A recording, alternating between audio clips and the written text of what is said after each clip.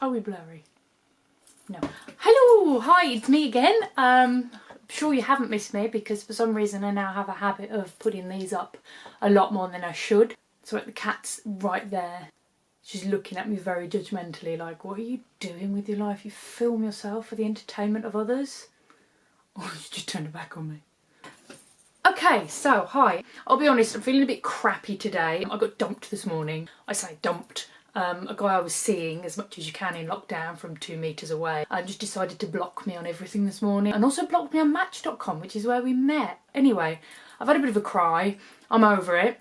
And I thought maybe I would try to cheer myself up by doing something for you guys. The camera's shaking because my cat's rubbing herself all over the tripod. You're not being very helpful. This is a cute little face. Look at her cute little face. She's not happy. She's going to be even more unhappy when I put her on the floor. Don't meow at me. Thank you.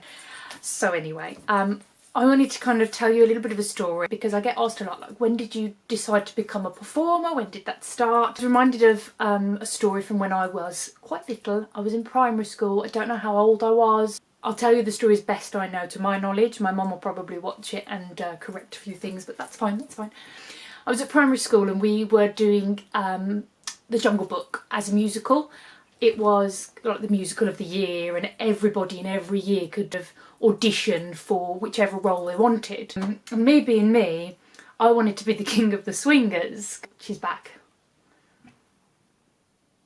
I wanted to be the king of the swingers. That was the role I was born for. Please stop. I was a bit nuts as a child. I'm a bit nuts as an adult. It kind of translates regardless of age. And I decided that was my part. That was who I was going to be. I was going to be the king of the swingers.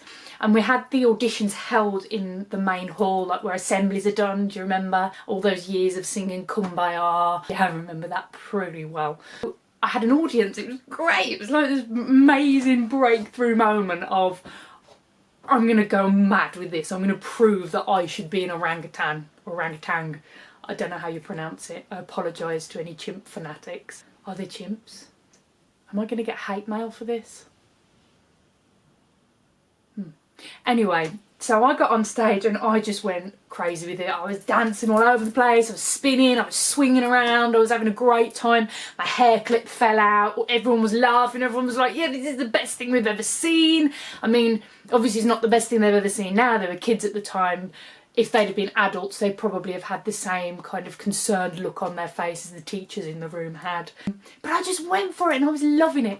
And everyone was going, oh, why don't you apply for the girl at the end, the one who sings that really lovely, is it a love song? I can't really remember, it's been years since I watched it. But they were like, you should apply for that. You should go for that, you should do that. And I was like, no, that's such a boring thing. You get one song at the end, you walk in with a jug on your head, sing a little ditty, and then you walk off stage again.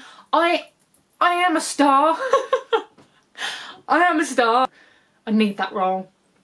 I didn't get the role. So upset that I didn't get the role. Not as upset as I was this morning when I found out Loverboy had blocked me on everything, but I was upset. So I ended up playing an elephant. At least I was in the play. They found a part for this nutcase. And so I ended up being the elephant. And I was really jealous because my big brother got to be a vulture and he'd got a line. He'd got something to say on stage in front of all of these parents. And I just got the silent elephant. I had no lines, I had nothing. I had no part in this play other than to stand there with an elephant mask on, in a pair of grey trackies and a grey t-shirt, and then just walk off stage to the beat. I can't do anything on the beat. I don't know how I became a musician, I'll be honest, like metronomes do not help. So the day before we were meant to perform in front of the adults, one of the elephants was ill and they couldn't do it. And I was like, this is my chance. I'm going to get a line. I'm going to jump in here and I'm going to say, come on, teach, give us a line. And I remember her reaction so well. It was kind of like, okay, maybe Lucy. We'll think about it. We'll call you. Don't call us, we'll call you kind of thing. I didn't get a line. I did not get a line. I got nothing. I just walked on stage as an elephant and walked off stage as an elephant. I would have been better being, you know, the character that balanced the jug on the head, came on, sang a little song and walked off again.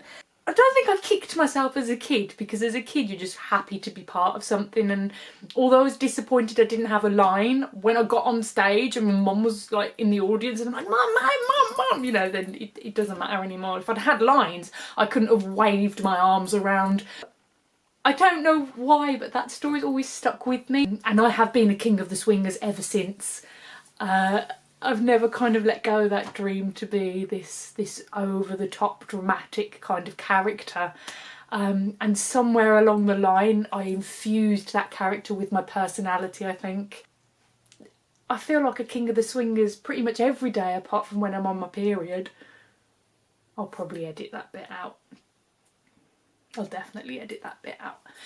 But anyway, yeah, so that's a little story for you. And that kind of pushed me to want to be a performer and to want to have more roles and more exciting kind of, well, just have lines really would have been nice. And I was really lucky because after that I did start getting like bigger roles in these school plays, and I ended up being like Mrs. Claus in the play, and it was just awesome.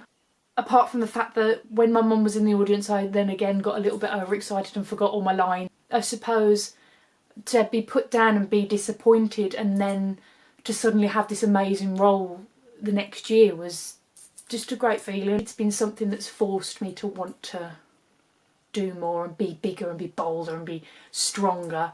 And I think it worked. I feel like quite an empowered young woman really. Yeah, that's a little story about little Lucy the elephant in the Jungle Book play. I mean, how exciting can an elephant be? I tried, I really tried.